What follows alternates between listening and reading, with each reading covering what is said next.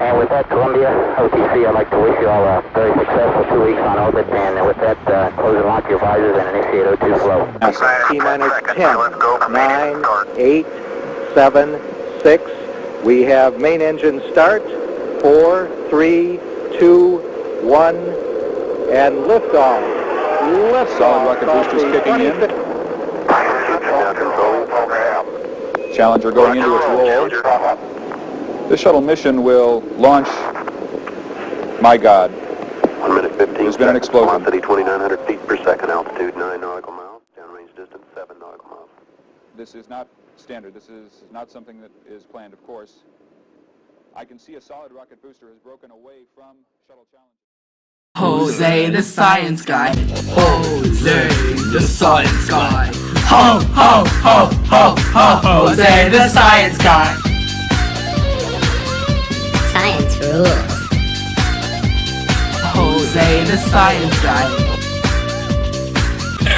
Ho, ho, ho, ho, ho. Jose the science guy. Ho, ho, ho, ho, ho, ho, ho, ho. Jose the science guy. Hey, I'm Jose the Science Guy, and you just watched footage from the famous Challenger disaster that changed the space program forever. After careful analysis, scientists and engineers figured out the disaster was caused by a failure in the O-rings, a rubber ring designed to seal fuel in the solid rocket boosters. Here to talk more about this is Mian and Elliot. As you may or may not know, a standard space shuttle has 4 components. The 2 solid rocket boosters, the external tank, and the orbiter. The solid rocket boosters have rings on the outside that keep the fuel inside.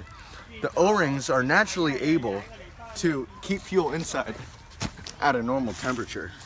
However, the Challenger was launched on a particularly cold day, in fact 15 degrees Fahrenheit, colder than any previous launch. Many people at NASA, including the astronauts, did not think the launch would occur on that day. Some engineers even refused to sign the safety papers.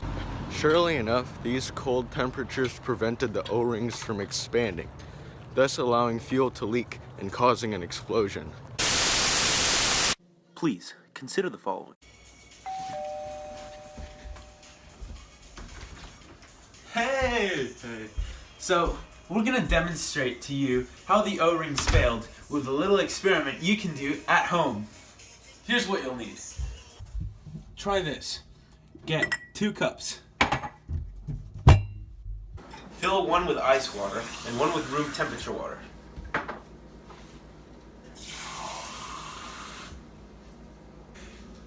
Get 2 O-rings or a piece of rubber. Next, contort the rubber.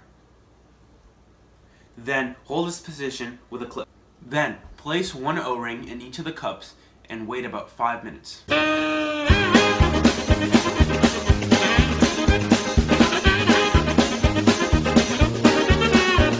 Take the rubber out of the water. The room temperature rubber still has decent resilience. See? The cold rubber has lost all of its resilience. Hey, that's pretty good. Thanks for considering the following. This explosions could certainly have been avoided if the shuttle was launched on a warmer day. The O-rings would have worked as they should have, and as they did in previous and following launches. Even so, it is good to have precautions against such conditions. For instance, we could have used a different substance. Silicon is much more resistant to the cold than fluorocarbon rubber, but it has a narrow temperature range, and it is not very resistant to fuel. Hey, didn't see you there. So, there are some pros and cons to the fluorosilicon rubber compound. Here's Jude to talk about it.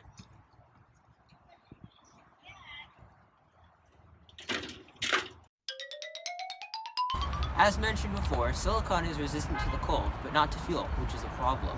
Fortunately, fluorosilicon rubber, a blend of silicon and fluorocarbon rubber, is both resistant to fuel and cold. Fluorosilicon rubber is not the only material that could replace fluorocarbon rubber.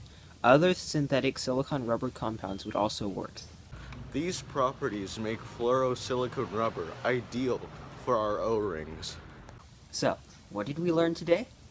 We learned that organic rubber compounds can lose their properties in cold temperatures, silicon is resistant to the cold but not fuel, and that rubber and silicon compounds can combine the properties of both to create a compound that is resistant to the fuel and to cold. Cool. I think we learned a lot today. See you next time on Jose the Science Guy. Gang! Wait, can you look?